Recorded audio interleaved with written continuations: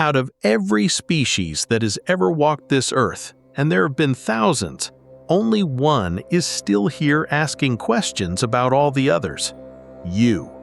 Not because you were the strongest, not because you were the fastest, not because you were the most perfectly designed for survival, but because somewhere, deep in human history, your ancestors discovered a weapon that no other creature on this planet has ever possessed.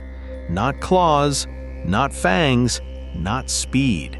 A weapon so powerful it could turn fragile animals into rulers of the earth. What was it? That is exactly what we are about to find out. Close your eyes for a moment. Imagine a world with no cities, no roads, no borders, no names written on maps, because there are no maps. No languages spoken between strangers, because there are no strangers yet. Only silence, stone, and the slow turning of a sky that no one has yet named. Now open your eyes, because that world is not gone. It is still here, beneath every highway, every skyscraper, every crowded street and quiet bedroom. And the story of how we got from that empty silence to this present moment is the greatest mystery ever lived. 3 billion years ago, there was no us. No thoughts, no fear, no hunger, no questions. Only atoms, the same atoms sitting inside your body right now, drifting through a young, restless planet still deciding what it wanted to become. In the shallow waters of that ancient world, something began to stir. Not with purpose, not with intelligence, simply with chemistry. Matter finding matter and holding on. That holding on, that first accidental refusal to let go, may be the most important moment in the history of everything.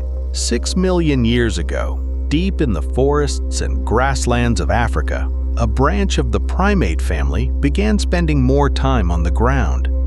They walked slowly, awkwardly, upright. By every physical measure, they should have failed. Every predator around them was faster, stronger, better armed. They had no claws, no fangs, no armor. But something quiet was happening inside their skulls. Their brains were growing. Then came Homo erectus, and they were restless. They were the first to look at the edge of the known world and decide to walk past it.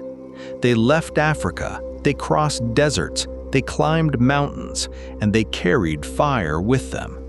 Fire, controlled, intentional, is the moment a creature stops being entirely subject to the world and begins to reshape it. Then came the Neanderthals. They were not monsters, they were not stupid, they were intelligent, built for the brutal cold of Ice Age Europe. They buried their dead. They cared for their injured and their elderly. For nearly 400,000 years, they were among the most successful humans on Earth.